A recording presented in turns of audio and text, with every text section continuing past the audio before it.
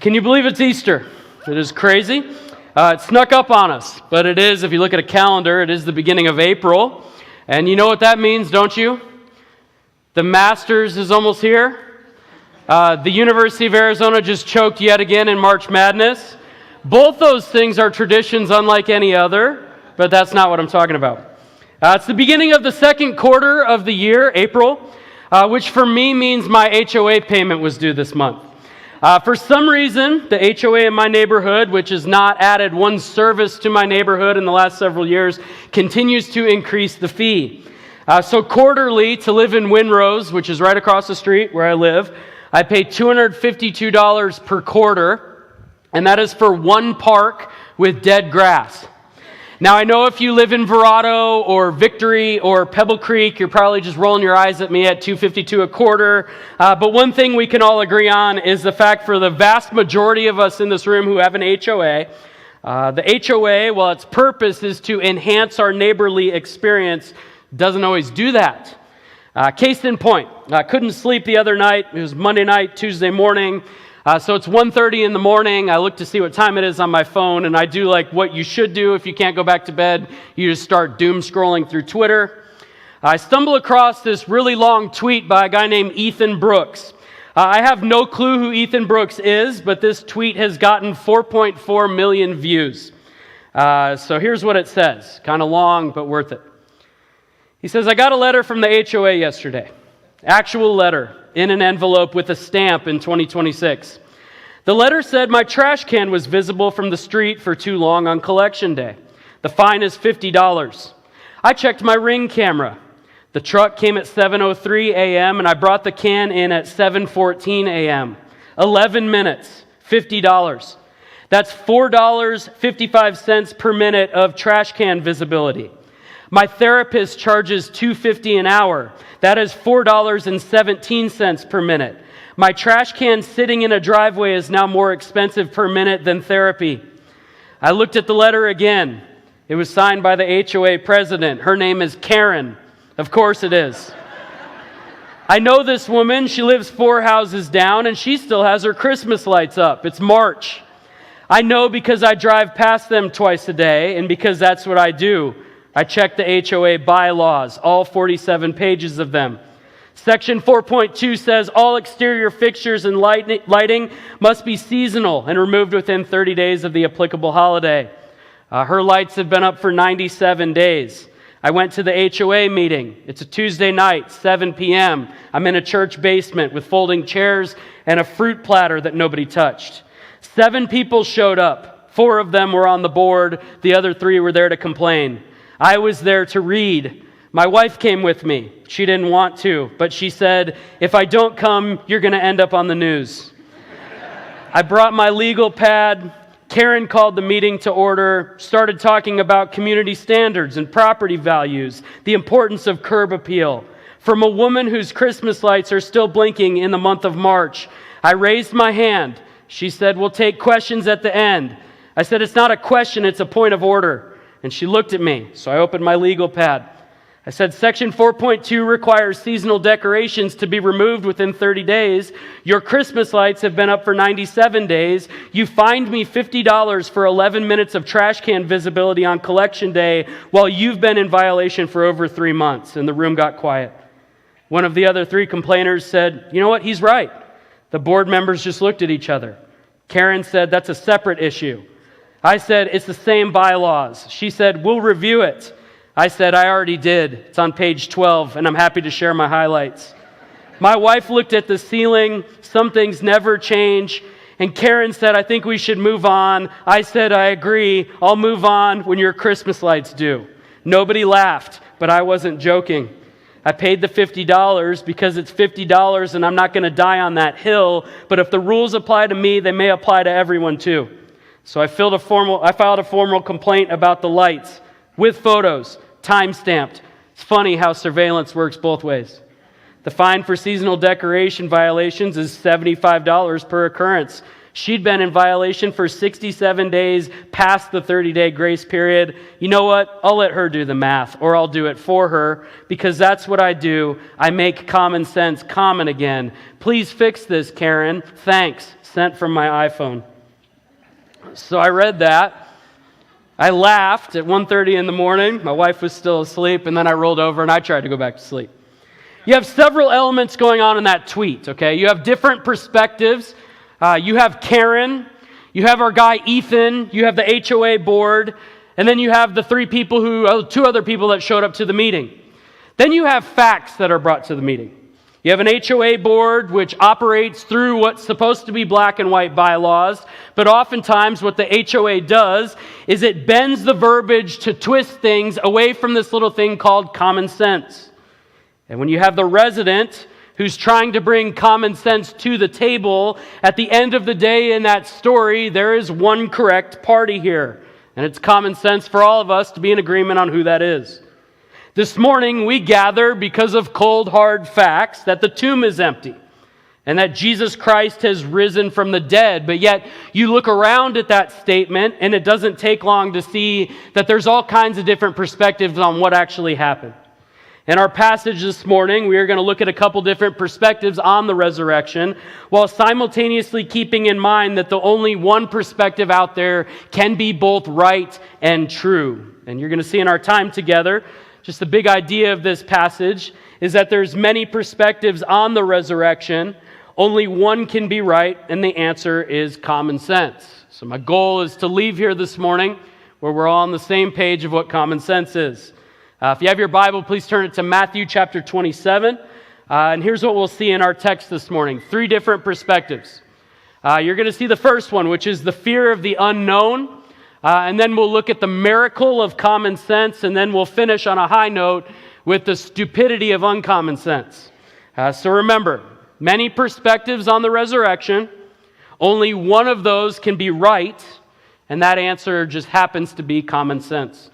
So we'll start first with the perspective of the fear of the unknown. Matthew writes this book, and starting in chapter 27, verse 62, he kind of timestamps it for us.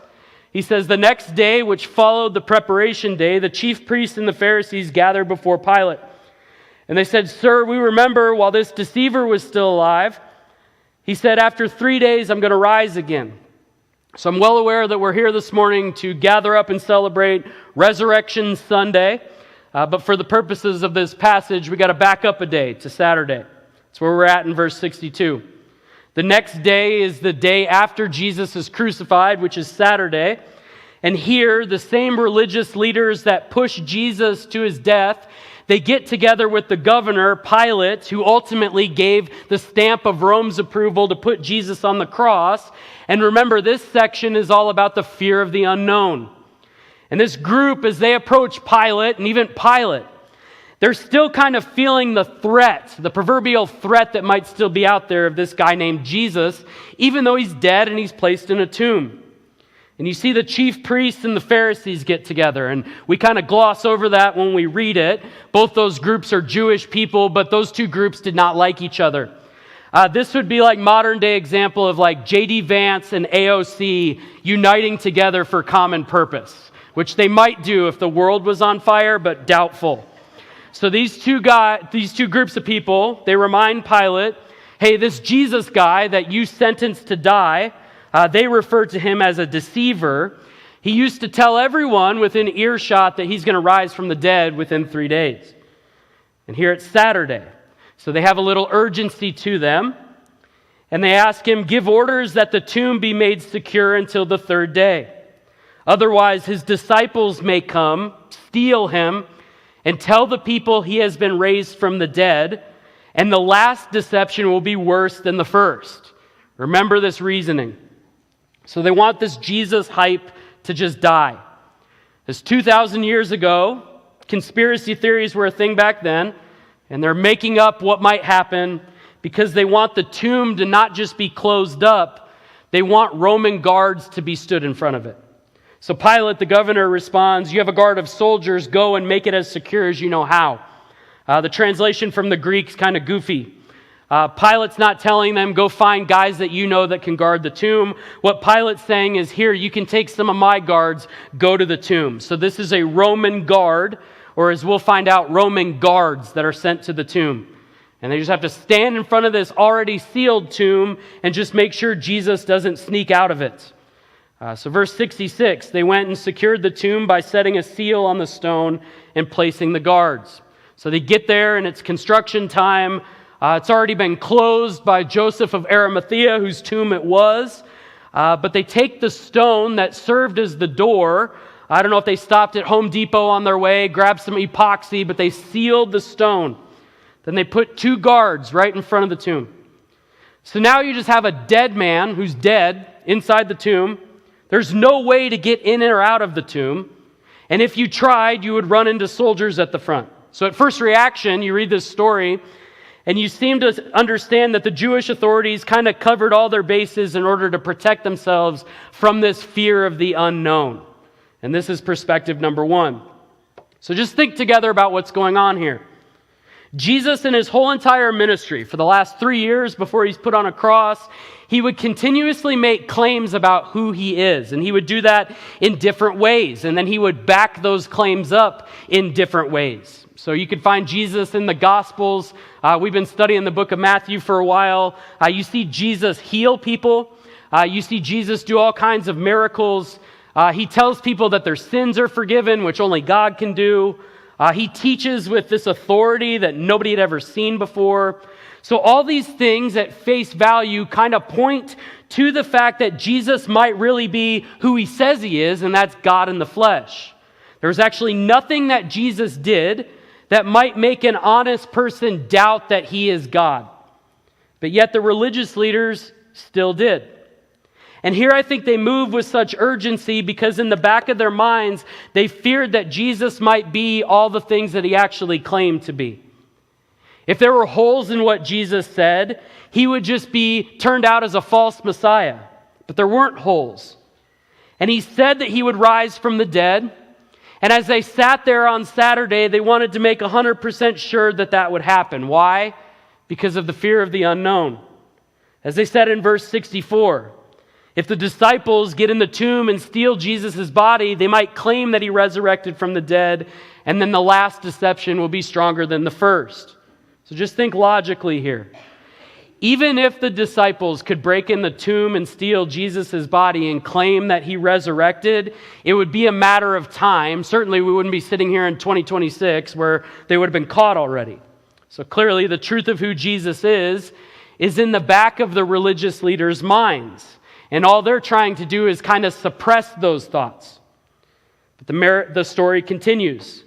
As we're gathered this morning because we believe and know for a fact that Jesus actually did resurrect from the dead. So now comes the second perspective, the actual miracle of what I like to call common sense. Verse 1 of chapter 28. Another timestamp. After the Sabbath, as the first day of the week was dawning, Mary Magdalene and the other Mary went to view the tomb. So now it's Sunday.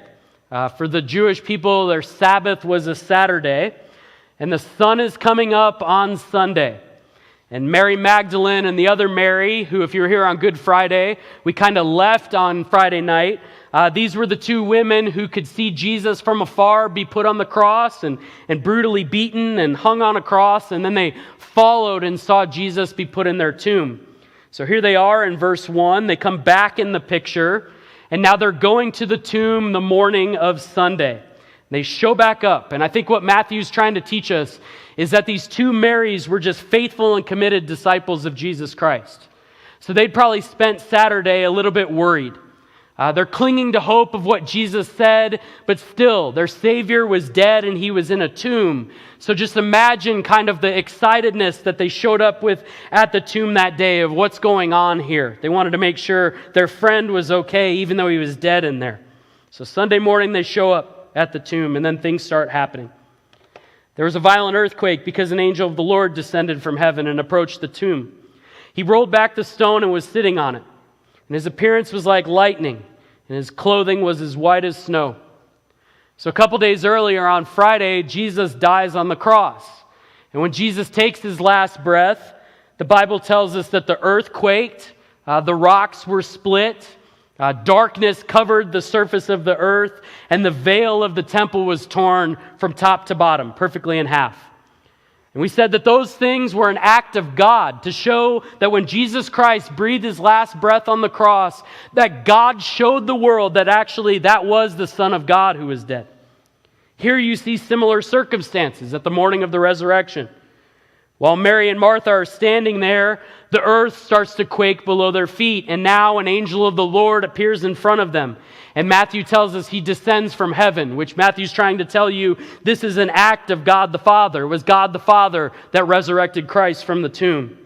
And the angel approaches the tomb, he rolls back the stone, and then he just kind of like sits on it, which is kind of weird. I'm going to ask all kinds of questions when I get to heaven, but like top 5, I would like to see a picture of the angel just like kind of posted up on the tomb, the stone. Like how high was it? Did he have to jump? I don't know. If you look at this story face value, what Matthew's trying to tell you is the abundant power of God. This stone that was sealed was an obstacle from getting to the dead body of Jesus, but all it was for the power of God was just a seat that the angel could sit in. So now the tomb's wide open, and an angel in front of it. And you might be wondering, what happened to the Roman guards? Well, they're probably changing their pants. Verse 4, the guards were so shaken by fear of him that they became like dead men. What can a dead body do, you might ask? Nothing. So literally, these tough Roman guards are paralyzed in fear. Many of you in here have served in the military, and when you're in the military, you're trained to defeat any sort of enemy. But you watch one good science fiction movie, there's always some enemy from like outer space that you can't really defeat, even if you're a tough Marine. Here, it's an act of the Lord that happens on the earth, and it freezes these 2 Roman guards in their tracks, because ultimately there's nothing that you can do to stop a movement of God when it comes near you. So they're scared literally to death, and then the angel approaches the 2 Marys. These are the best 2 verses that we're going to read this morning. The angel told the women, "Don't be afraid, because I know you're looking for Jesus who was crucified. He is not here, for he is risen just as he said. Come and see the place where he lay." Notice that the angel brings calm to the disciples of Jesus. He starts with, "Don't be afraid." He knows why they're there. He said, "I know you're here to check and make sure that Jesus is okay. The last time you saw Jesus, he was bloody on a cross or being wheeled into this tomb. But guess what? Jesus isn't here. He's risen. Not Jesus was stolen or Jesus wasn't really dead and he came waltzing out of the grave. No, he has risen just as he always said he would." It's common sense. Then the angel invites them into the tomb. "Hey, Mary and Mary, why don't you come in here? You could see the place, see that it's empty, see where his body once was. It's not here anymore." And according to the angel, it's because Jesus Christ, who was once dead, was now resurrected back to life.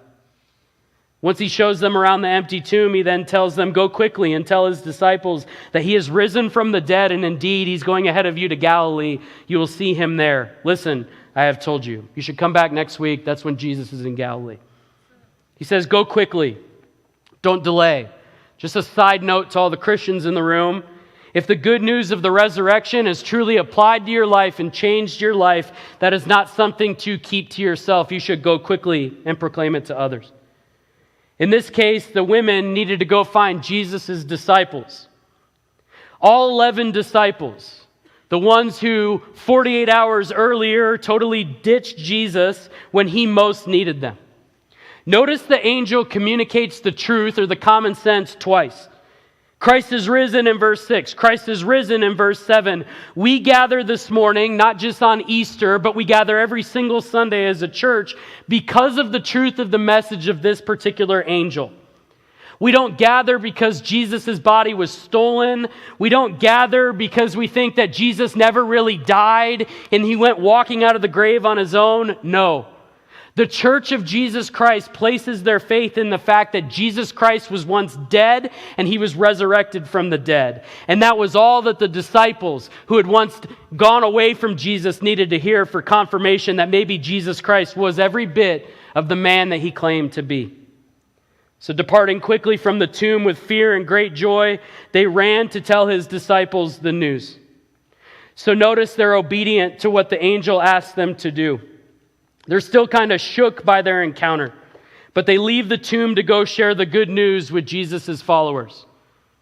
And then they encountered what they were searching for, just in a different way than they expected. Verse 9. It says, "Then Jesus came to meet them, and he said, 'Greetings.' They came up, took hold of his feet, and worshiped him. And Jesus told them, 'Don't be afraid. Go and tell my brothers to leave for Galilee, and they will see me there.'" The risen Jesus Christ, whom the two Marys had last seen beaten and bloodied on the cross, was now standing in front of them in real human form. And he was whole, he was healthy, he was standing, he was clean, he was walking, he was talking. And notice the posture of the women. They grab hold of Jesus' feet and they worship him.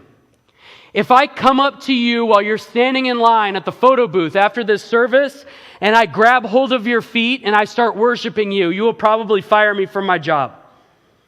It would be weird if I bowed before you, because the only people that you bow before is what these women were doing. It's the people that you truly worship or deserve your worship, the thing that you know is superior to you. Here it's not their words, but their posture. It confirms that indeed, Jesus Christ was the Son of God, and he deserves to be worshiped as such. Jesus also tells them, "Don't be afraid." There's a lot going on in these two verses. Both the angel and Jesus himself seek to drive out fear in the women, because when you open your mind to the common sense of what actually happened in the resurrection, the fear of the unknown in your life is replaced with the confidence of the risen Jesus Christ. And it's not just confidence of the fact that Christ rose from the dead. It's confident of the fact that in his rising, he comes to restore those who once fell away from him. Who does he want the women to contact? The men who denied him. The men who followed him for 3 years, but they walked away from him in the moment when Jesus was in complete agony. The truth of the resurrection is that Jesus doesn't just raise, he also restores. And for some of you in the room this morning that walked in here, maybe you've been on the sideline with your faith for a while. I want you to hear that the risen Jesus Christ does the same exact thing today. He sees you where you are and he meets you where you are. He tells you, "Don't be afraid," and then he brings you back into the fold. And that's good news for you this morning. The miracle of common sense is that today we get to gather up on Easter Sunday morning and we are given an opportunity to believe the truth that Jesus Christ did walk out of that grave. And the miracle of faith is to apply that truth to your life, be united with Christ, and while you're united with him, you're restored by him. And Matthew kind of finishes this passage, and we'll finish this morning, getting us to see that that's the goal, is the miracle of common sense. But our human hearts kind of have tendency to walk the other way. And we'll finish with the stupidity of common sense.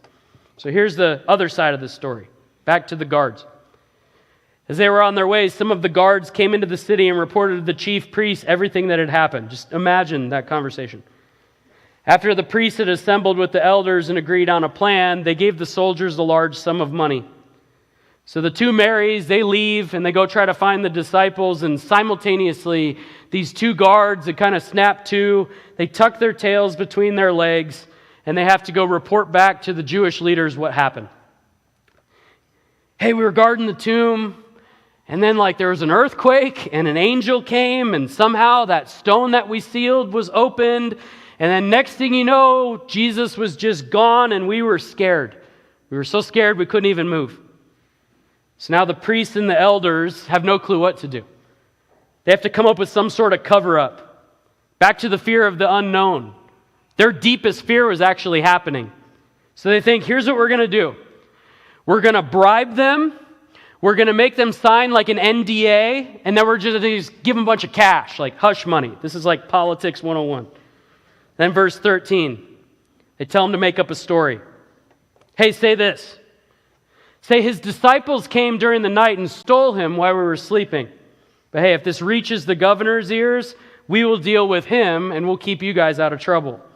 So there's all kinds of ethical violations going on here. You have bribery, you have lying about what happened, and then you have a cover-up of a lie. Hey, you guys make yourselves look like idiots, we got your back. So what do? They take the money and they did as they were instructed, and this story has been spread among Jewish people to this day. Not like today, but when Matthew writes this. This is the stupidity of uncommon sense. Recognize the irony of what's happening here. At the beginning of our passage this morning, these are the same guys that demanded for guards to be in front of the temple so that no stories could circulate about Jesus' body being stolen. Now they hear the truth of the resurrection, but they're pushing the guards to tell the same exact story that they never wanted to spread in the first place. So just think with me here. Again, the common sense answer to what had happened was Jesus had resurrected. All other options could be debunked. If the disciples stole his body, Jesus was a pretty public figure. I'm guessing there would have been a search committee to find him. I don't know if you guys watched the news, but just this week, there was a woman who went missing at the age of 13 in 1994 up in Payson, was found this week. It happens. Probably would have happened for Jesus. As I stand here today, that same tomb is still empty, and Jesus' body has never been found because Jesus was raised from the dead. And if you join us next week, you'll see that Jesus ascends to heaven where today he sits at the right hand of God the Father. And the stupidity of uncommon sense is, again, to hear the truth of the resurrection, yet you conjure up other options that fit the narrative that best suit you. Name another religion. Buddha died, he was buried, and he's still there. Muhammad died, he was buried, and he's still there.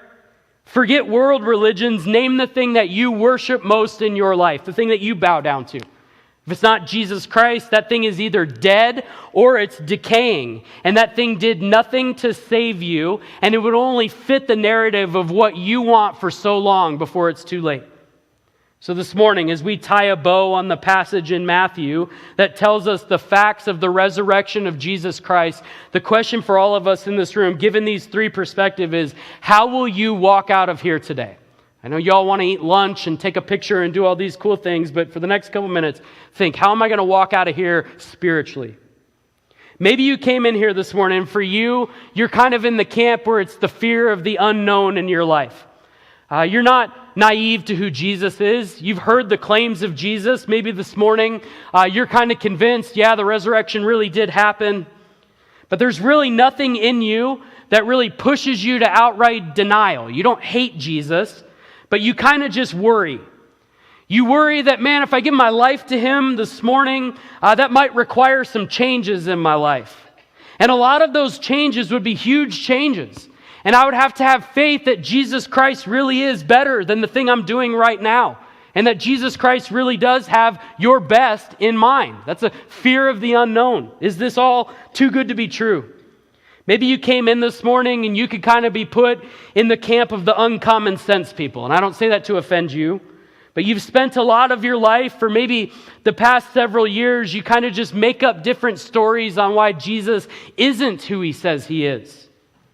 Yes, Jesus is alive today, but I'll kind of pacify myself with a story that kind of halfway works. And as you live your life, you just hitch your wagon to things that you know full well are decaying or dying in your life. And they fill you for a moment, but they don't last. You got to find something else. The common sense option is to simply believe that Jesus Christ has risen. He rose on Easter Sunday, and he is risen and in authority at the right hand of God today. And the miracle of Easter is that the same power that rose Christ from the grave can be transferred to your life this morning. The implication of Christ on the cross dying on a Friday is that he went to the cross for your sin and your shame. He took that for you. He's put in a tomb and died for you. And then God raises Jesus Christ from the dead to show that in Jesus Christ your sins have truly been forgiven. And Christ comes out of the tomb and he goes on a path of seeking people out and offering restoration. All the stuff that you're apprehensive to show to Jesus or you're embarrassed to admit to Jesus, see Jesus in this context for who he is. He seeks his people out, he blots those points of embarrassment out, and then he brings you into right relationship with him. His resurrection shows that you are promised life in him while you're here on earth if you trust him with every step of your future. But his resurrection also shows that you're promised eternal life with him when he one day comes back, because just as he was raised, you have been raised. The fact is, there's been one man in the history of the earth that died and came back to life and never died again. And his name is Jesus Christ. Of all the perspectives on who he is, there's only one right one, and it's the common sense one. And that's to bow at his feet and give your life to him. Christ is risen. Christ is alive. The tomb is empty. And may we walk out of here today clinging to that truth. Let me pray. God, I thank you for the empty tomb. God, as confirmation that you wanted restored relationship with your created humanity. God, I thank you so much for Jesus Christ. God, the sin that he took on the cross, but the fact that you raised him from the dead, God, showing that you had approval in his sacrifice on the cross. God, I thank you that we worship a God that did not stay dead. God, I thank you for just the restoration that Jesus Christ brings. Father, I just ask that you would push us. Lord, it's never my goal to emotionally manipulate people. But God, I pray that we could see the truth in this. That the facts point to Jesus did come out of the grave. And Lord, all of us in this room, no matter what our spiritual condition is this morning, have to somehow reconcile that. God, I pray that you just push us to worship Jesus. God, would we trust both the Christians and the non-Christians in this room?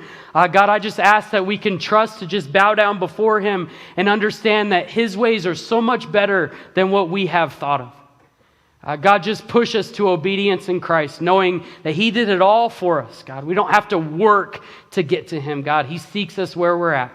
And Lord, I pray that your Spirit is present in this place this morning. Lord, and you would push each person to where they need to be. It's in your Son, Jesus Christ's name I pray. Amen.